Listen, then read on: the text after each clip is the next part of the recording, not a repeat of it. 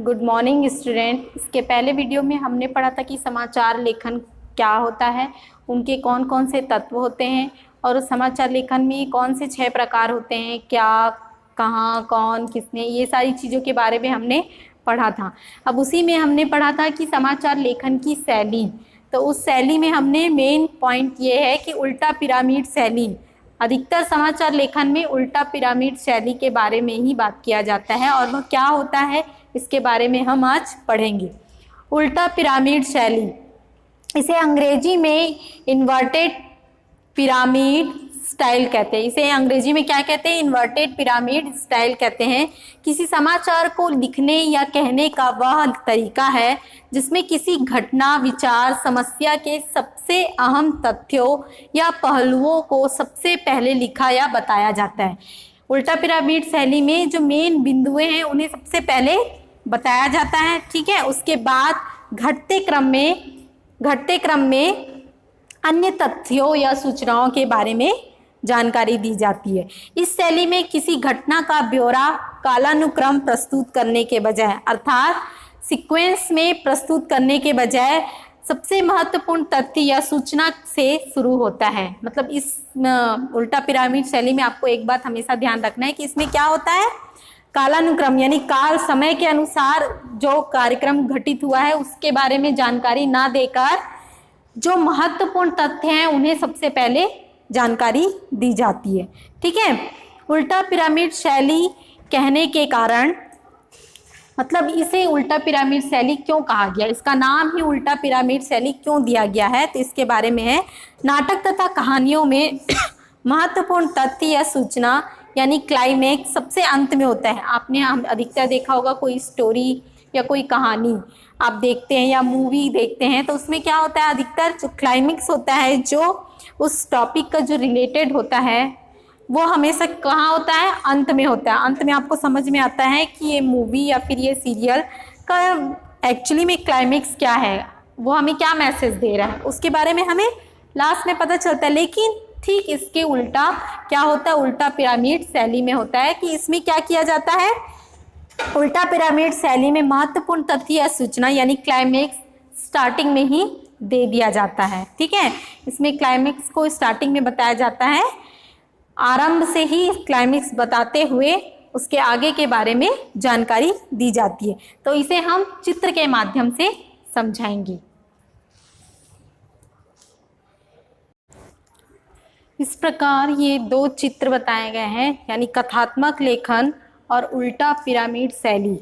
इसमें सबसे पहले कथात्मक लेखन में सबसे पहले मुख्य बिंदु यानी जो पॉइंट होता है जिस बेस से स्टोरी रिलेटेड रहती है वह पहले रहता है, मुख्य बिंदु, ठीक है। उसके बाद उसकी बॉडी, ठीक है। उसके बाद कम महत्वपूर्ण तथ्य या सूचनाएं आती हैं, ठीक, यानी कि मेन पॉइंट को इसमें पहले बताया जाता है, उसके बाद उससे कम इम्पॉर्टेंट, उसके बाद सबसे कम इम्पॉर्टेंट को बताया जाता है। लेकिन उल्टा पिरामिड शैली में उल्टा होता है, यहाँ इंट्रो, मुखड़ा या मुख्य बिंदु, अर्थात इंट्रो भी कहा जाता है, मुखड़ा या मुख्य बिंदु को सबसे पहले बताया जाता है, ठीक है। उसके बाद बॉडी, उसके बाद समापन, ठीक।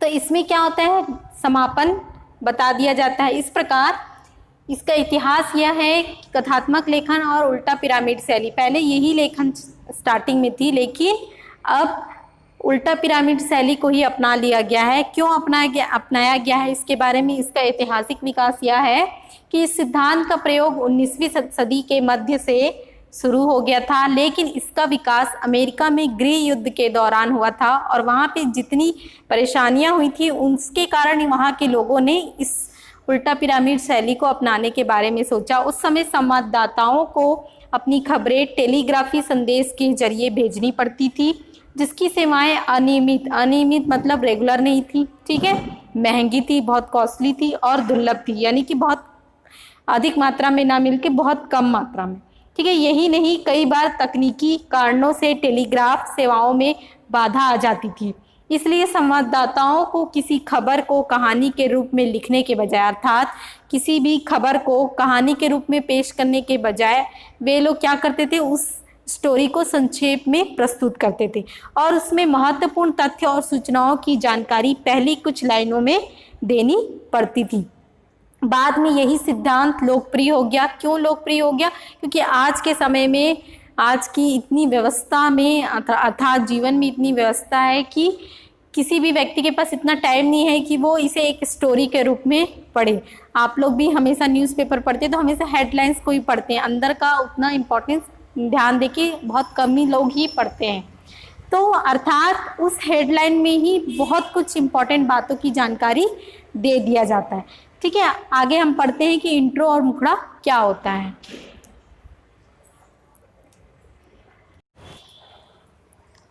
पहला पॉइंट है मुखड़ा या इंट्रो या लीड।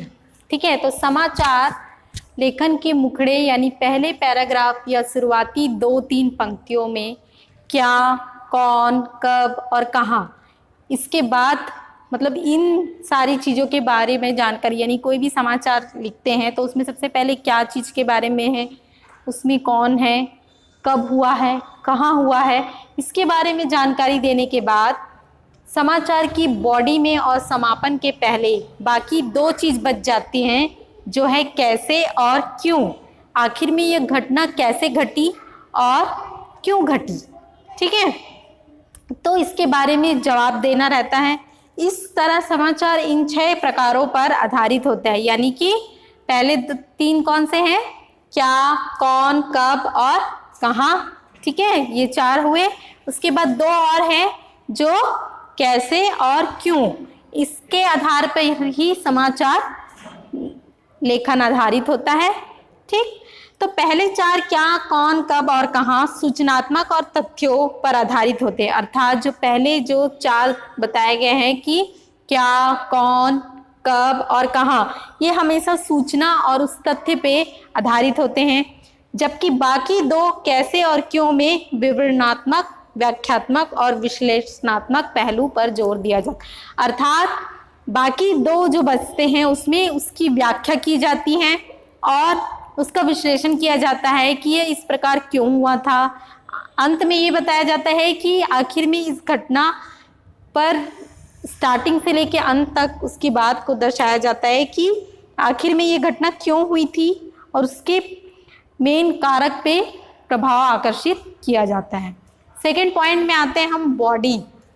समाचार लेखन की उल्टा पिरामिड लेखन शैली में मुखड़े में उल्लेखित तथ्यों की व्याख्या और विश्लेषण समाचार की बॉडी में होता है। अर्थात उस समाचार लेखन की बॉडी में ये चीज़ें बहुत महत्वपूर्ण होती हैं कि उसमें तथ्यों की व्याख्या और विश्लेषण हमेशा होना चाहिए। कोई घटना कैसे और क्यों हुई यह जानने के लिए उसकी पृष्ठभूमि, परिप्रेक्ष्य और उसके व्यापक संदर्भों को खंगालने की कोशिश की जाती है। अर्थात बॉडी में इस प्रकार होना चाहिए, बॉडी इस प्रकार होनी चाहिए कि उसमें उस तथ्य की पूरी व्याख्या हो और उसका विश्लेषण भी हो, व्याख्या के साथ उसका विश्लेषण भी हो, वो उसकी बॉडी होगी। और उसकी पृष्ठभूमि ऐसी होनी चाहिए कि हमें उसमें सारी बातों की जानकारी स्पष्ट रूप से प्राप्त हो। ठीक, थर्ड है समापन।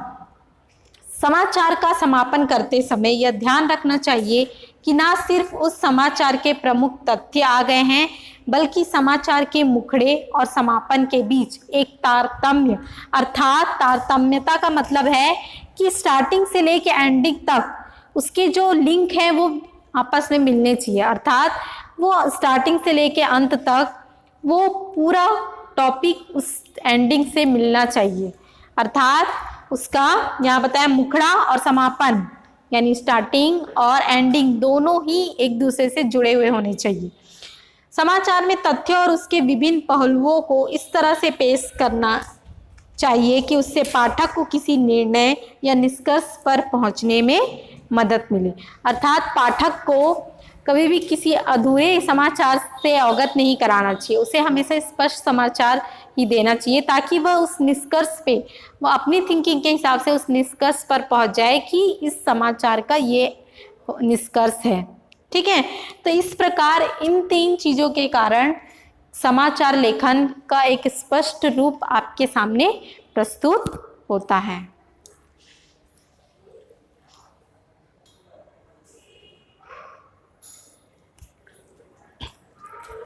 ये समाचार लेखन के कुछ होमवर्क हैं आप लोगों के लिए। समाचार लेखन की ये शीर्षक दिए हैं, इस पे आपको समाचार लेखन लिखना है, यानी ये टॉपिक दिया गया है। पहला है 12वीं का अंग्रेजी का पर्चा लीक। दूसरा है कोहरे के कारण सड़क दुर्घटना। तीसरा व्यापारी की गोली मारकर हत्या। ये आपको स्टार्टिंग का टॉपिक दे दिया गया है। अब इस पे आपको समाचार लिखना है। ठीक है, थैंक यू।